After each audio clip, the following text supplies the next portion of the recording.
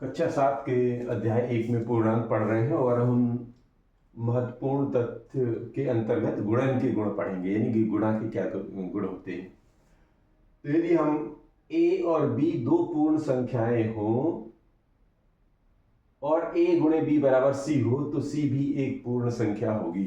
इसका मतलब ये हुआ कि a और b पूर्ण संख्या के बीच में से कोई भी हम दो संख्या ले लें और उनका गुणा कर दें तो वो आगे चल के उसका जो गुणनफल होगा वो भी एक पूर्ण संख्या होती है। कैसे? एक उदाहरण के रूप में लेते हैं, उदाहरण के रूप में भी लेते चलते हैं। हाँ, ये उदाहरण जैसे मान लो a बराबर दे लिया हमने 5 और b बराबर ले लेते हैं 7। तो a और b का गुणा करेंगे, यानी कि 5 में से 7 का यदि गुणा करेंगे तो क्या बन जाएगा 35।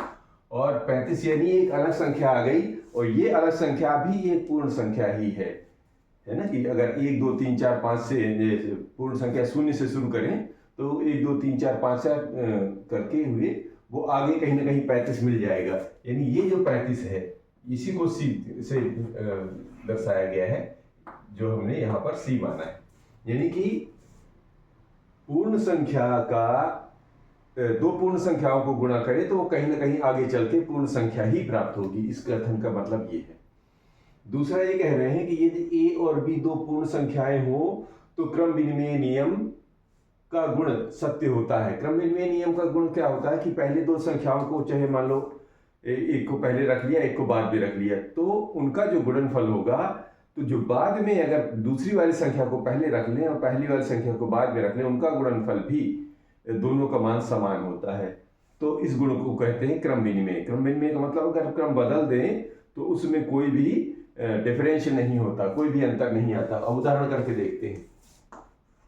उदाहरण इसी को ले लेते हैं कि ये जो a बराबर 5 था और b बराबर 7 था, तो a गुणे b बराबर b गुणे a होता है कि नहीं, जरा चेक करके देख लेते हैं। तो a की जगह है 5, b की जगह है 7 बराबर 7, b की जगह a और b की जगह 7 और a की जगह 5। देखिए क्या होता है, 5 सत्ते 35 बराबर 7 पना 35। ये देखिए, इसका मतलब ये है कि दो यदि पूर्ण संख्याएं कोई भी ले लें और उनको जो है गुणनफल, चूंकि गुणन के गुण कर रहे हैं तो उनका क्रम बदल दें, यानी पहली संख्या का दूसरी संख्या में, तो जो गुणनफल प्राप्त होगा वो दूसरी संख्या का पहली संख्या में गुणा करने पर जो मान आएगा वो दोनों मान बराबर होंगे। ये कहलाता है क्रम विनिमय गुण।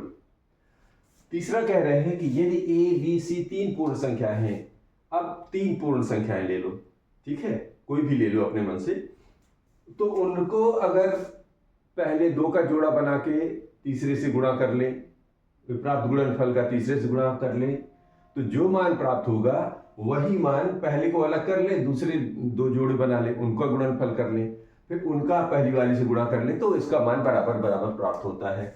तो ये गुण कहलाता है, ये क्या साहचर्य गुण कहलाता है ना। ये पिछले उसमें पढ़ चुके हैं, योग में और व्यवकलन में। अब हम यहाँ गुणन में भी साबित करके देखेंगे कि a b c तीन पूर्ण संख्याएं हो तो ये जो है कौन सा साहचर्य गुण का ये पालन करते हैं। कैसे?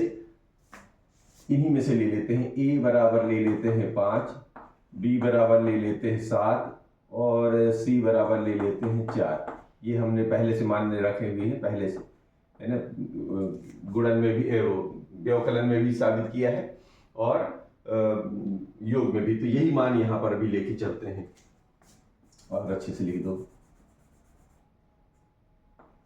a बराबर 5, b बराबर 7, c बराबर 4, ठीक है।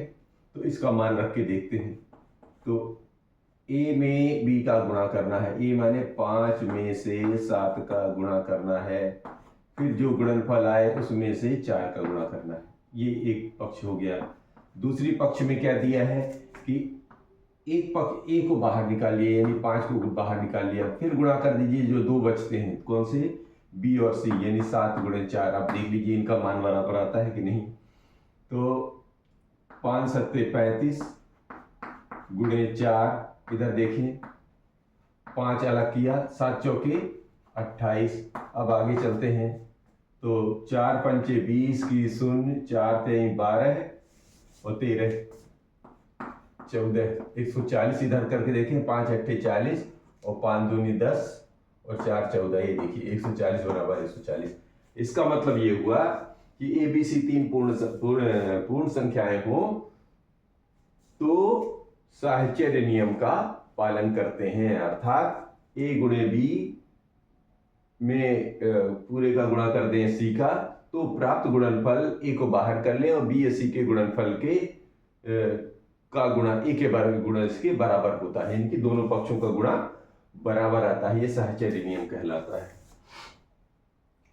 चौथा कहते हैं कि एक जो है एक 1, मतलब जो हमारी जो प्राकृत संख्या जहां शुरू होती, पूर्ण संख्या तो शून्य से शुरू होती, तो एकमात्र ऐसी पूर्ण संख्या है जिसका गुणा यदि किसी भी पूर्ण संख्या A में किया जाए तो गुणनफल सदैव A ही रहता है। अर्थात जैसे बताया है, A में 1 का गुणा किया, चाहे 1 का A में गुणा कर दो तो भी 1 प्राप्त होता है। अर्थात एक गुणात्मक तत्समक है। इसका उदाहरण भी करके देख लेते हैं। जैसे मान लीजिए कि 5 एक संख्या है, A बराबर 5 ले लेते हैं, ठीक है। A बराबर 5 ले लिया तो आप 5 का चाहे क्या करेंगे, 5 में चाहे 1 का गुणा कर दीजिए, चाहे 1 में 5 का गुणा कर दीजिए, दोनों का मान 5 ही होगा। यानी जो ये संख्या है एक, ये किसी भी संख्या में गुणा करने पर वही संख्या प्राप्त कराता है, अर्थात एक गुणात्मक तत्समक है, ठीक है ना। अगर ये जोड़ने पर 1 प्राप्त कराता था तब हमने क्या बोला था, मतलब किसी संख्या में शून्य जोड़ने पर वही संख्या प्राप्त होती थी तो वो शून्य क्या होता था, योज्य तत्समक होता था।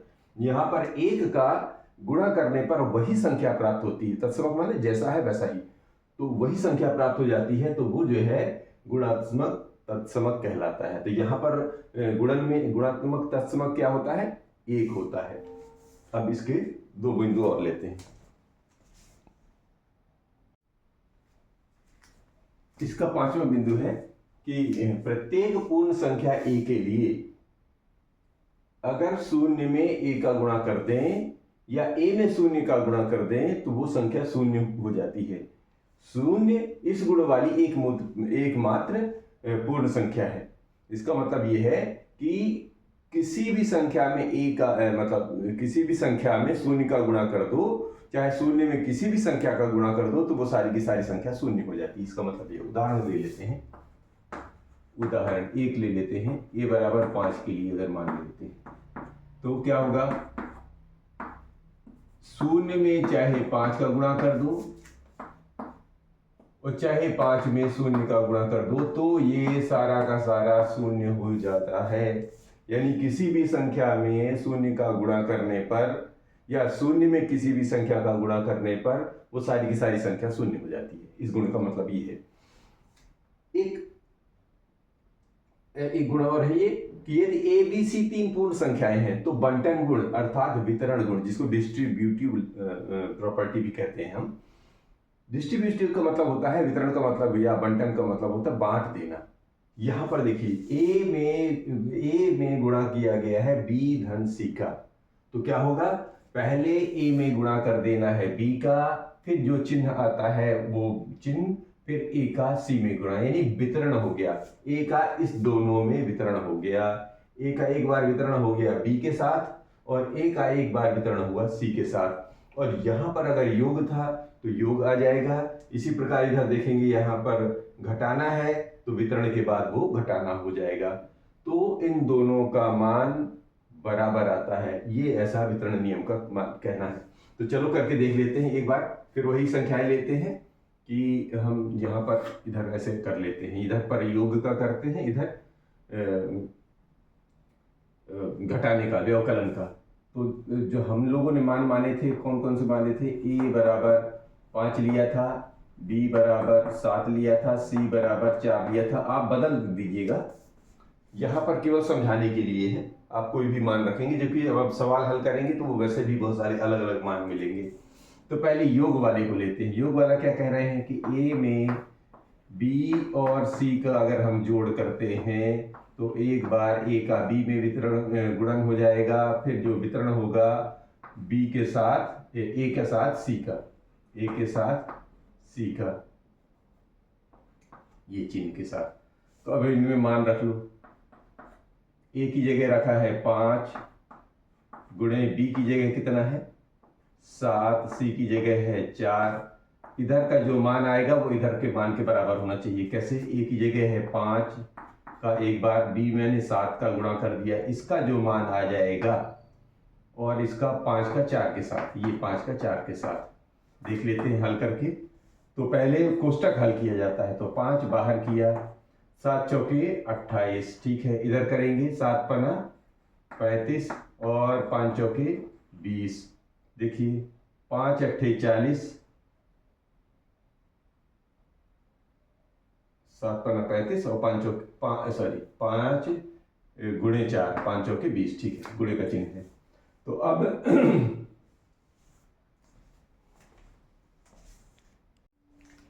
यहां पर ध्यान से देखेंगे कि ये 7 और 4 11 होगा, है ना, गुणा नहीं करना था, 7 4 11, ठीक है। तो अब इधर इन दोनों का गुणा करेंगे तो 11 पचे 55, इधर देखेंगे और तो ये 5 और 3 2 5, अर्थात इन दोनों का मान बराबर आ गया, ठीक है। तो इसका मतलब योग में ये नियम सत्य हुआ। इधर भी देखिए बंटन नियम या डिस्ट्रीब्यूटिव नियम पालन करता है कि नहीं। ए की जगह फिर वही 5 में गुणे करना है बी, माने कि 7 ऋण 4 का, ये मान इधर भी वैसे ही आना चाहिए। यानी ए की जगह 5 में 7 का गुणा, घटाने पर 5 में 4 का गुणा। चिन्ह का ध्यान रखेंगे, कई बार लिखते समय चिन्ह गड़बड़ हो जाता है तो फिर वो दिमाग भी वैसे चलने लगता है। शुरू करते हैं। तो 5 में गुणा करेंगे, 7 में से 4 घटाएंगे तो आ गया 3, और इधर करेंगे तो 7 पना 35 और 5 चौके 20। तो ये 5 तिहाई 15 है, और इधर 35 में से 20 घटाया तो ये आ गया 15। इसका मतलब ये वितरण गुणन के नियम के अंतर्गत वितरण नियम का पालन होता है, चाहे घटा जोड़ के देख लीजिए चाहे घटा के देख लीजिए। तो ये हमारे गुणन के गुण हुए। क्योंकि देखिए संक्रियाएं मुख्य 2 ही होती हैं, एक धन और एक ऋण। तो बार बार जब धन की संख्या बहुत ज्यादा होती है तो उसको पूरा करने के लिए एक नई संक्रिया का इजाद हुआ जिसको हम गुणा कह देते हैं, उसी पर काम हो रहा है। लेकिन मुख्य प्रॉपर्टीज तो संक्रियाएं तो 2 ही होती हैं, एक धन की और एक ऋण की। इसलिए वितरण गुण चूंकि गुणन पर काम कर रहे हैं तो वितरण गुण किस पर काम करेगा? योग पर और व्यवकलन पर। तो ये हमने साबित किया, ठीक है। ये रहा वितरण का गुण।